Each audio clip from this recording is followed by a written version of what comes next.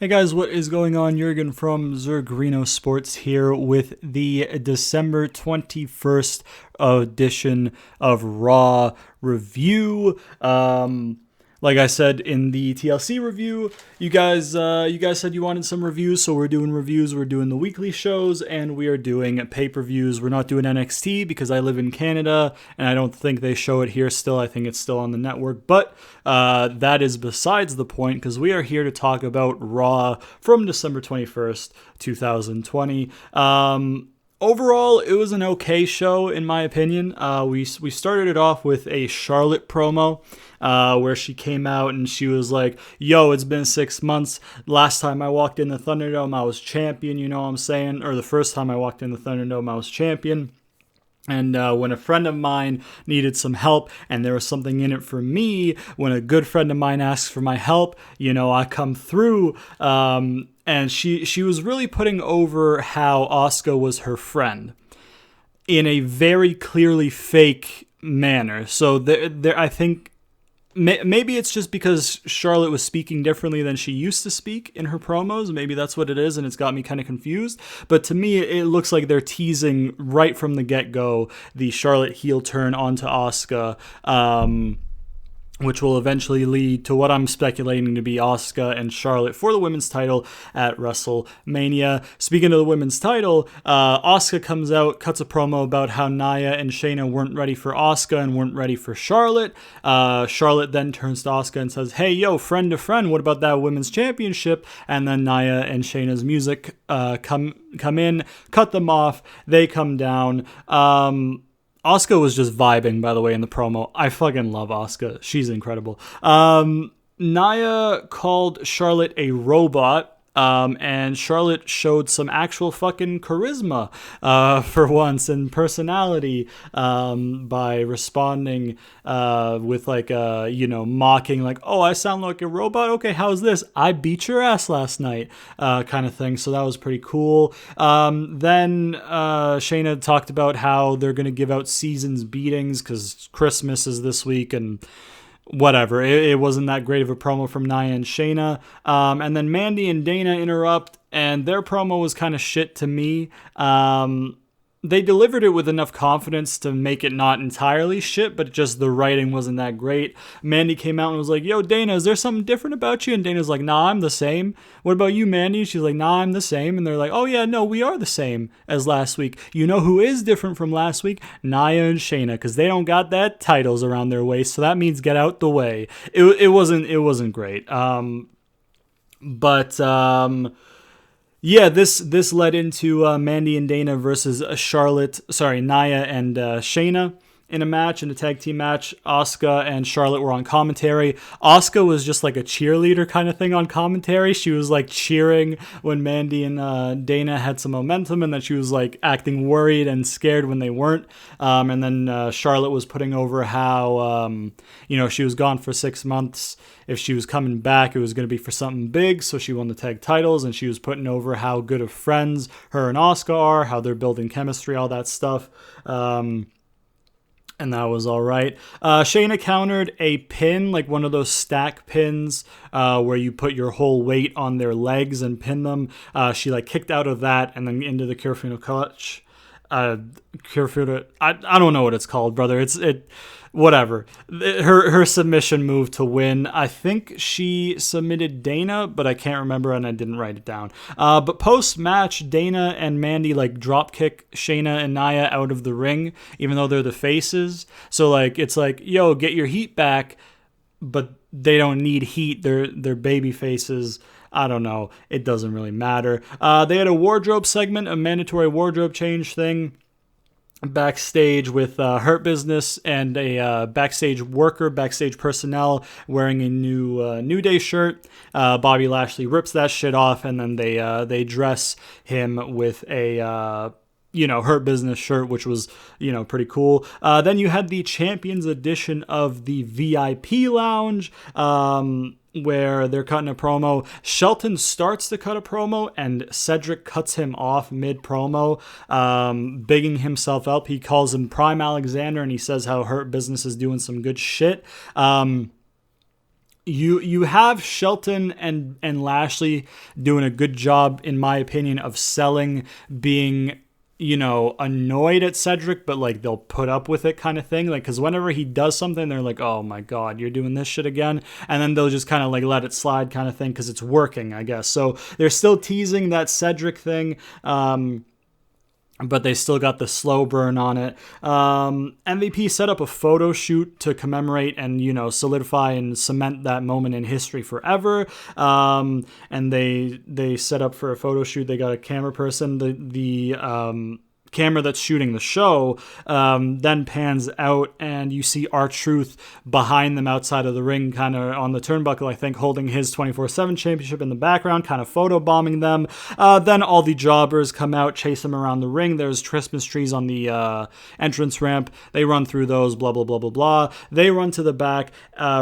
Jeff Hardy and Riddle come out. Before they start their promo, there's a shot up the ramp to Jeff and Riddle, and you see the 24/7 jobbers running around in the background still. Riddle cuts like a funny, like little woke Tumblr post, like promo. He's like, yo, you got titles and shit, and that's cool, but like it don't matter because we're just fucking, we're just fucking like carbon floating through a rock in space or some shit like that. And it was like, okay, Matt, okay. MVP's like, what the fuck are you talking about, brother? And then Jeff's like, yo, basically he's saying there's more to life than money and possessions. It's about your character. That's what makes you a man. So win or lose, we're going to fight with our spirit or some shit like that. It wasn't the best promo, but it wasn't anything too bad. And it set up, it was already, done. It was already scheduled, but it sets up a match later on that night. Then you had Gulag versus Garza. Garza had a pre-match interview where he continued his like God's gift to women gimmick that he has going on right now. And he asks the interviewer, he gives the interviewer a rose. I have a slight issue with Garza, and it's because when he's cutting a promo, and he's trying to put emphasis on the end of a sentence or on the end of a statement, he does that thing where he goes really quiet with it, but he goes too quiet for me because he'll be like, hey, what it do? You want to go on a date? You know what I mean? Like, it's a sudden drop kind of thing, and you can't really hear it. I don't know if maybe I'm deaf. I don't know if my TV's fucked. I don't know what's going on. But if it is him, I would just like him to be a little bit more loud with how he speaks, so everything can get picked up, because parts of his promo, I don't know what he said because he just spoke so quietly when he delivered those parts of his promo. Garza won the match comfortably. I'm happy to see Garza on TV wrestling again, which is pretty good. Garza's really talented in the ring. His gimmick's okay. It's something different on the roster, at least, so he stands out. Obviously, there was that story that came out about Vince really liking Garza, and then he just wasn't on TV for like a month, so that was funny. Flipping a page right here if that picks up in the audio, because your boy writes down notes. We had a Miztv segment with AJ on Miztv. This has nothing to do with the show, but Miz's red suit on Miztv was fucking fire, so props to you, Miz, or whoever chose your clothes for you. Miz apologizes to his family for wasting the money in the bank. He attempts to apologize to AJ, but AJ, interrupts him, calls him like the most stupid man in the world, blah, blah, blah, blah, blah, useless, blah, blah, blah, runs him down. And then we finally get to see a glimpse of passionate Miz for the first time in what I feel like is a long time, where he, admits to like, yo, you think I don't know that I fucked up? Like, of course I fucked up. For 15 years, I've devoted myself to earning respect in this fucking business. 10 years ago, I won the championship by cashing Money in the Bank. This was supposed to be the year where I did it for a second time, and I failed. You think I don't know that I failed? Blah, blah, blah, blah, blah. And then he apologizes to AJ. He offers to have him star in the Marines 7, and they show a poster with Miz, I think Omos, and then AJ, but AJ's head is really, really small. They get into an argument right there. Omos points out that Morrison was the one who cashed in Money in the Bank, so AJ shouldn't be mad at Miz. He should be mad at Morrison. Miz kind of has like a light bulb moment where he's like, wait a minute. AJ and Morrison cut a really stupid, bad fucking back and forth promo where they like do stupid puns and shit to talk about how they're going to beat each other up or something. It was bad. And then Miz calls out, he's like, yo, give me my briefcase back. I was the owner of the briefcase. Only I can cash it in. Morrison cashed it in. That's not a legitimate cash in, blah, blah, blah, blah, blah. So basically what I predicted in my TLC review and what a lot of people probably predicted. So they're having that going on. Drew interrupts the segment. He's not selling the knee, which I wasn't a fan of, but he sells it in the match later on, so it's whatever. There is a match revealed, which is Drew, Keith, and Sheamus versus AJ, Miz, and Morrison later on. Drew says, hey, blah, blah, blah, blah, blah, blah, blah, blah, blah. He just cuts a promo. And he talks about a Nightmare After TLC promo that was just utter garbage, where Sheamus and Keith Lee also come in to, help finish the promo. And then they're like, yo, we had a big finish. What happened to the big finish? Because they were talking about how they came up with it in the bar because they were having drinks and he wrote it down on a napkin. And then Keith Lee's like, yo, we can just make a new big finish right now, kind of thing. And then it evolves into a brawl. The faces have the upper hand in the brawl until AJ kicks Keith Lee into Sheamus in the corner, which causes some tension between Keith Lee and Sheamus with, Drew trying to, mediate. It wasn't a good segment. There were parts of it that were good, like Miz's red suit, but overall it was a shit segment. The promos weren't great, whatever.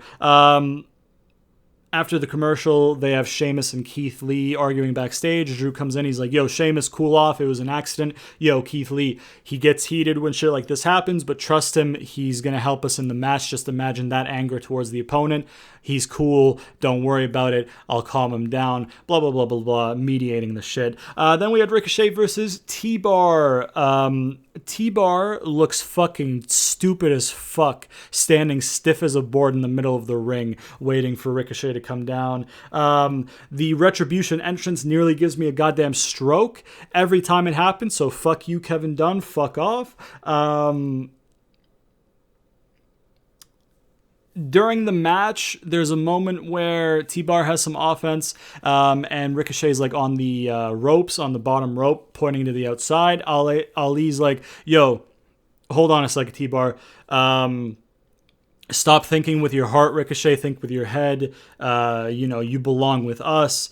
T-Bar wins the match. And then T-Bar cuts a post-match promo saying that Retribution is not Ricochet's enemy, but his ally, and he should either join them or they'll end his existence, kind of thing. So they're trying to salvage something with Retribution. It's still not great, but I mean, at least people from Retribution are getting wins. I'm pretty sure the other guy, Mace, I think is his Retribution name. I'm pretty sure Mace got a win last week against Ricochet. So at least Retribution are picking up some wins now, you know what I mean? At the very least. They had a New Day Network exclusive thing about bouncing back, nothing really too important there. We had Lashley and MVP versus the Hardy Bros, which is Jeff Hardy and Matt Riddle. Lashley made Jeff tap with the Hurt Lock. The match itself was fine. Same goes with the Ricochet and T-Bar match. That was fine. Same goes with Dana and whatever. That was kind of lackluster, actually, I'll be honest. That other one. Gulag and Garza was it was like a short, it was only a few minutes long, so it didn't have time to be anything special. Lashley and MVP versus the Hardy Bros was cool. I like the pairing of Jeff Hardy and Matt Riddle. I like them as a partnership. I think they have good chemistry in the ring, and they can do they did some cool shit, so I'm happy to see that. I'm happy to see Hurt Business being booked strong as well. Jeff doesn't really need to be protected in 2020, so he can take a submission loss. He's a legend of the sport, so it's fine. We have an Alliance performance, which why? Who gives a fuck about Elias in 2020? Why is Jackson Riker still on TV? That's another pressing issue. But Elias talks about how his 2020 was a whirlwind and how he had his Universal Truth song or album or whatever the fuck it was, how it was a really high and then almost his career almost ending or his life almost ending at a car crash, being hit by a car or whatever. blah, blah, blah, blah, blah. He talks about how his universal truth transformed Riker. Riker had a match against Grand Metalik. Elias, at the start of the match, was playing music on the turnbuckle. Metalik, Hurricane at him out of the ring or off the turnbuckle. Riker hit a sit-out choke bomb, which I guess is his finisher, for the win. Nice and quick there, giving Riker a win there. I think that's his in-ring debut on the main roster, because with Forgotten Sons, I don't think he wrestled a match before they took them off TV, because he's a big old racist. Randy had a promo. And said that he's been called so many things over his life and over his career, like a sick son of a bitch, sadistic, blah, blah, blah, blah, blah. And he proved that he is every one of those things at TLC. He says that normal men would regret it, but Randy doesn't regret it, and that he enjoyed every second of it. He said that he couldn't sleep last night because the voices in his head that usually could get him to sleep weren't there anymore. The voices in his head were gone because after TLC, all he hears is the Fiend gasping for his last breath. Randy says that the Fiend is gone and that he is the evil son of a bitch who took him out. The lights go out, Fiend style. Bliss appears on a swing set, which she calls Alexa's Playground, which looked awesome, by the way. And she invites Randy to come play. She talks about where the Fiend could be, and she says that it seems that the Fiend had absorbed into the ground beneath the earth and found his way home, which I guess is alluding to him being in hell, right? But if he ever comes back, it'll be like nothing Randy has ever seen before. So they are teasing a evolved Fiend, I guess. I really like this promo. Randy's a fantastic promo when he's doing a heel promo. Randy as a face isn't too great, but Randy as a heel where he can be this sick, maniacal, person, perfectly good. So he did really well in this promo. Alexa in this role as as this Firefly Funhouse, fucking transformed Alexa. She's knocked it out of the park with this. She's always been great at the character stuff, so this is really good. This was the best promo of the night. Maybe my favorite part of the night overall was this promo. It was fantastic for me. I really liked it. We had Asuka and Charlotte versus Peyton and Lacy. After that, there was a pre-match interview in Gorilla, which they're doing a lot of now, it seems like, which is interesting. Maybe that's a thing because of the Thunderdome and they don't want to use the backstage interview set because they use that on SmackDown, so maybe they want to differentiate Raw and Smack. I don't really know. But Peyton says that they asked for the match because they're showing initiative, blah, blah, blah, blah, blah. Lacy's like kind of butting in on that credit. And then Peyton's like, hey, one-on-one with the interviewer after Lacy makes her way for her entrance. She's like, I asked for this match. I asked for Charlotte Flair. Me.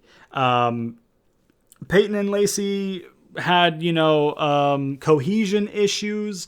Lacy was setting up for a corner thing. Peyton tagged in, pinned, kick out. Peyton was setting up for something. Lacy tagged in, pin, kick out, blah, blah, blah, blah, blah. Charlotte wins the match by submitting Peyton. I have a huge issue with this, okay? I don't have an issue with Charlotte and Asuka losing winning because they just won the titles. They can't lose a throwaway match to a tag team that very clearly is a thrown together tag team who in kayfabe they don't have chemistry and they don't want to be a tag team together, right? They can't lose to them. My big issue here is Peyton deserves better. There is no reason to protect Lacey Evans. Lacey Evans does not offer anything on that roster. She's mediocre in the ring. She's not a very good promo. She's just kind of there. Meanwhile, Peyton, she's not fucking Chris Benoit in the ring, but she's getting better. She's good in the ring, in my opinion. She's really good at the character work. She does the little things really well. So why are you having her submit to Charlotte? Make Lacey submit, man. Like, you should be pushing Peyton, not protecting Lacy. You know what I mean? You should be protecting Peyton. So I had a big issue with that. The match was okay as well. It was a TV match. You know what I mean? TV matches, you can't really typically rate them really highly unless they give them like a lot of time. Also, it was announced that Asuka and Charlotte are going to be on SmackDown to defend their women's tag team titles. I forget against who though. Riot Squad maybe? I don't really remember, but they're going to be on SmackDown. So more Charlotte. As soon as she comes back, she's getting put on every show, dude. Who would have thought? Then they had a 6-man holiday street fight to end off the show. They had a backstage thing with Miz on the phone saying, yo, it's a loophole. Give me my Money in the Bank back. They kept building the tension between Keith Lee and Sheamus backstage with Drew trying to like rally them to focus, and during the match with like tags and stares and stuff like that. I had a big issue because it's a street fight, right? But for the first half of it, it was just a normal 6-man tag. There was 2 people on each team just politely waiting to be tagged in on the apron. And then people wrestling in the middle. No weapons were used, nothing. And then eventually they used tables and weapons and shit like that, so that's whatever. There was a Drew hot tag that was fucking hype, so that was pretty cool. That was a high point of the match. Sheamus went face first through a table off the turnbuckle to the outside, which looked kind of, like it was not a fun bump to take. Drew, at the end of the match, after AJ got put through a table that had like fucking pudding and shit on it, and then Miz was taken out somehow, I forget how. Morrison was in there, I think. Was it Morrison? I think it was Morrison. No, it was Miz who took the pin. Oh, Morrison fucking... Morrison got pushed into Omos, and Omos put Morrison through a table. So Drew had a Claymore set up though. Sheamus tags himself in. He's like, yo, I got this. Don't worry. And then Drew's like, all right, yeah, fuck it. Go do it. And then Keith Lee tags in off of Sheamus, and Sheamus is like, what the fuck? He's like, Keith Lee's like, no, I got this. Don't worry about it, bro. Keith Lee was the one who knocked Morrison into Omos, and so, blah, blah, blah. Keith Lee did the Spirit Bomb on Miz to win the match. Sheamus, Drew, and Keith Lee are celebrating, hands raised. Sheamus bro kicks Keith Lee, and then Drew's like, what the fuck did you do that for, man? I told him you were cool. Why? Like, why would you do that? He won the match for us, blah, blah, blah, blah, blah. And then Sheamus is just not saying anything, just staring at Drew, and Drew's like, why are you looking at me like that, kind of thing, and then they go off the air. Overall, it wasn't a great show. The promo between Randy and Alexa Bliss was probably the best part of the show for me. The match quality was as you'd expect from TV. There were some peculiar decisions with, Peyton getting submitted and stuff like that. But overall, it was okay. I don't want to say it was a bad show, but I really regretted wasting 3 hours of my life watching it. You know what I mean? It's a kind of show where you can watch a review like this in 20 minutes or so, 20, 25 minutes, or you can just go on WWE.com and read the results and read the recap, the little, preview that they do, or a little recap writing description thing that they do. I don't know words. And then you don't lose anything other than missing the Randy and Alexa segment. So if you haven't watched that, I would go watch that. The other stuff, just, I don't know, just take my word for it. And in what I told you was pretty much what happened. The VIP lounge was okay as well. I'll say that. But there weren't any standout matches. There was a lot of weird stuff going on. There was some really shit promos. So it was just okay. In terms of a rating out of 10, I'd give it maybe like a 4 or a 5. You know what I mean? Like it's upper limits of shit and lower limits of it's okay. You know what I mean? So yeah, it was just meh. Hopefully SmackDown is going to be better on Christmas Day. That's going to be funny. I wonder if that's a taped show or if they're going to go live. I really don't know. I would assume it's taped so people can be at home with their families on Christmas, but whatever. So yeah, overall, not a great show. Not terrible, but bordering on it kind of thing. Raw in general is lacking. That third hour really fucking kills Raw, if you ask me. So But, I mean, USA pays them a fuck ton for that third hour, so they're not going to drop it. But, yeah, that's my review and my thoughts on the December 21st edition of Raw. Let me know what you guys thought in the comments. Let me know if you agree or disagree with me on points that I made, specifically Peyton. Let me know what you think about Peyton Royce, because I really want to know what the general consensus is on Peyton Royce, because I feel like on Twitter, I don't really see that much praise for Peyton and Billy, you know what I mean? I feel like I see some mixed opinions on them. So let me know what you think about Peyton down in the comments. Let me know what you thought of the show overall down in the comments. Am I being too harsh, or am I being spot on, or am I being too lenient? Do you think it was utter shit? Let me know. Leave a like, subscribe, share, all that good shit. Check out the gameplay series that I have in the end cards. Follow me on Twitter, link in the description. Sponsor me Peace Tea. We didn't drink any in this, but I be drinking that shit all the time. Please sponsor me. Turn on notifications so you never miss an episode, because YouTube likes to zuck your boy and not put my videos in your sub boxes and all that shit. So press that little bell icon. You'll get a notification anytime I upload, so you don't have to miss it.